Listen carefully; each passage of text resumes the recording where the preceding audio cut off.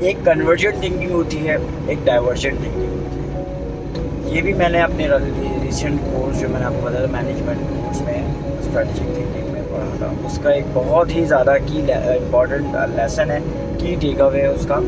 कि convergent thinking और divergent thinking को हमें समझना चाहिए और कब कहाँ कौन से मौके पे इस्तेमाल करनी है, ये लीडर को पता होना चाहिए। सबसे पहले आती है डाइवर्जेंट थिंकिंग। डाइवर्जेंट थिंकिंग जब होती है जब हम एक ब्रेनस्टॉर्मिंग फेज में होते हैं किसी भी लेट से प्रॉब्लम्स को लेके या न्यू चैलेंज को लेके हम ग्रुप एज अ मीटिंग कर रहे होते हैं और उसमें मल्टीपल लोगों से उनके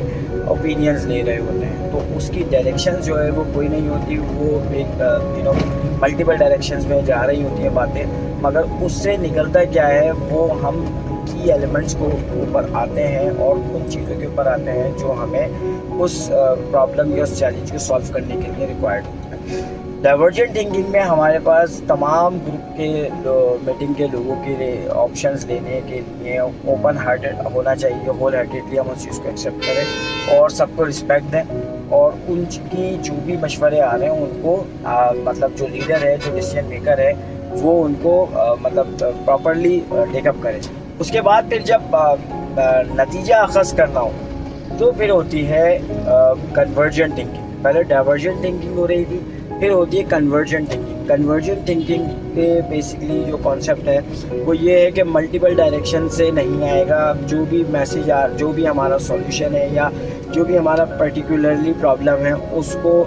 सॉल्व करने की तरफ आना है। जो भी उससे रेलिवेंट एग्जाम्पल्स और रेलिवेंट केस स्टडीज़ और रेलिवेंट फ्रेमवर्क्स होंगे हम उनको पिक करेंगे और उन सारे थॉट्स को एक नैरो डाउन करते जाएंगे और किसी भी एक मतलब जिसे हम कहते हैं मल्टीपल ऑप्शंस को हमने उस पर देखना होता है कि हम किस तरीके से उसको नैरो डाउन करके डिसीजन मेकिंग पे आ सकते हैं,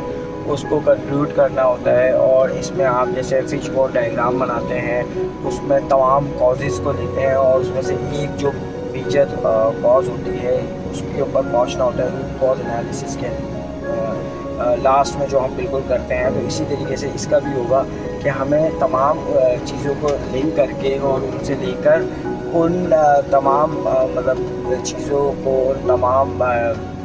ओपिनियंस को लेके फिर एक कन्वर्जेंट थिंकिंग के थ्रू एक मतलब उसको 2 से 3 पॉइंट्स के ऊपर लाएंगे, तमाम डिस्कशंस को, तमाम स्ट्रेटजीज़ को, और फिर उसको ऊपर एक्शन प्लान बनाया जाता है। ये हमारी डाइवर्जेंट थिंकिंग और कन्वर्जेंट थिंकिंग के दरमियान डिफरेंस भी था और एक मुझे अच्छी चीज़ लगी तो मैंने कहा आप लोग शेयर करें। अपना ख्याल रखिएगा। अल्लाह हाफिज़।